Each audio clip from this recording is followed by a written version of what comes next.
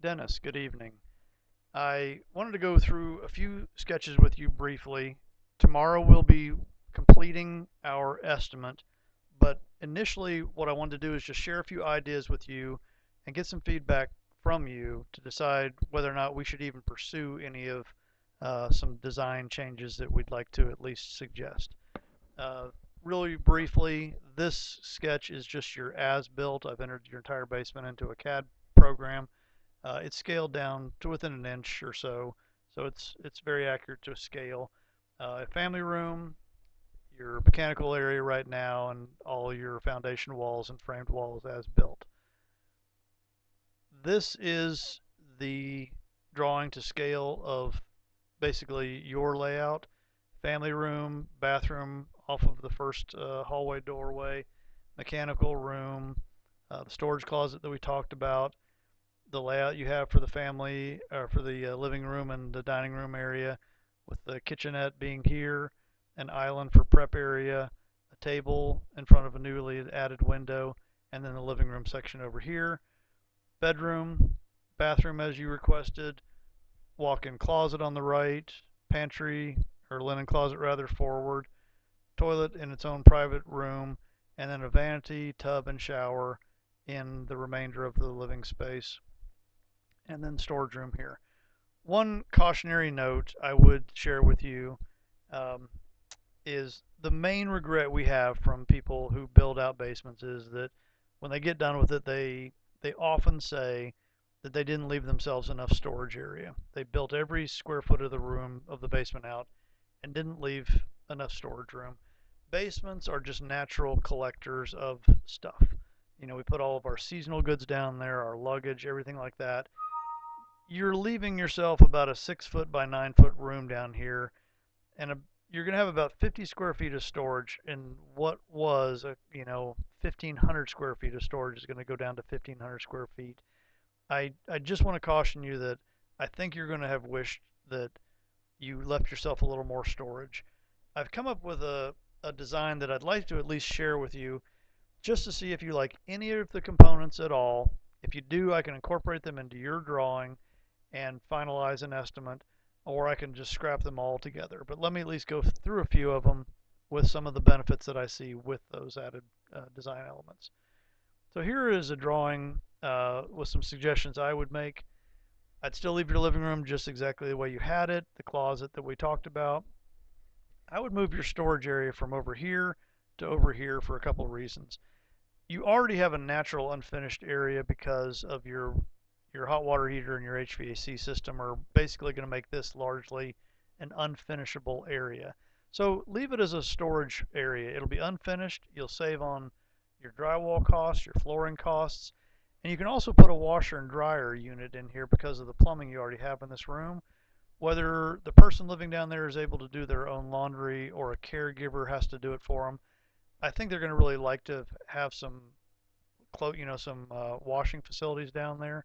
You can pick up a pair of washers and dryers on Craigslist for literally $100. Um, so please at least consider having some washing facilities down there for them. One idea that we had, I'd like to just share with you again, is centralizing a bathroom down to one bathroom versus two. You'll realize thousands and thousands of dollars in savings from not having to put a separate bathroom in. And it can be used by both the people that are using this as a living room and the occupant using this as a bedroom. I've drawn in a vanity room, a toilet room, and a main bathroom, with the toilet room centered through 3 pocket doors. The person that are using the living room could easily come in, use the toilet facilities, come back out, and wash their hands in the vanity room and go back to their living room.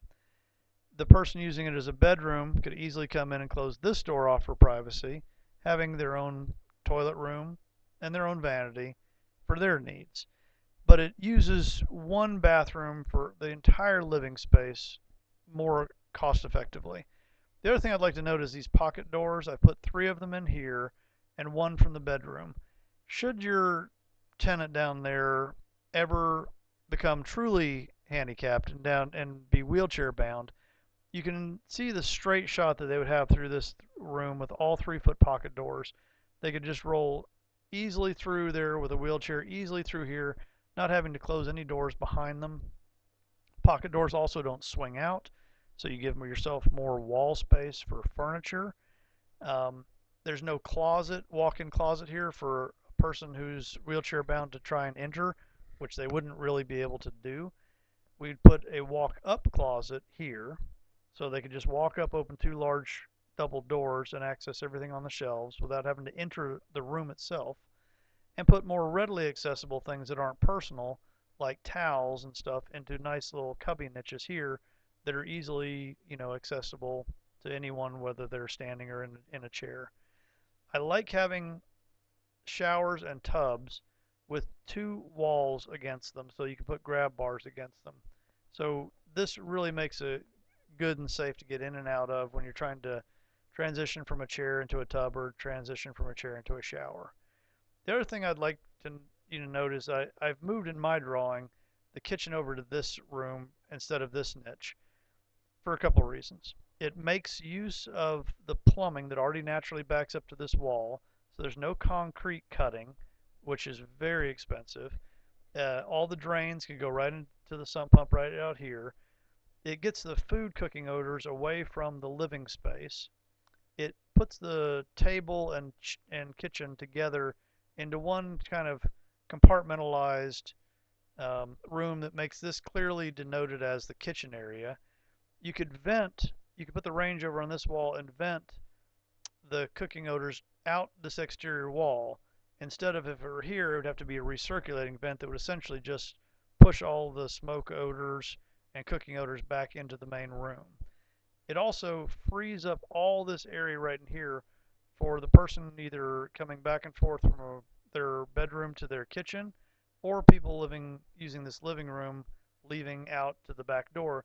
There's no island or table to maneuver around either by walking or in a wheelchair.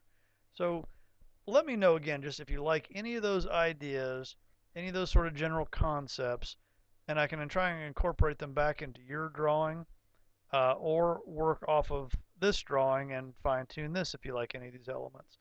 Um, I think you would like using some of these ideas and see how free it opens up this space here, how easy they can transition from their bedroom through a bathroom to a hallway.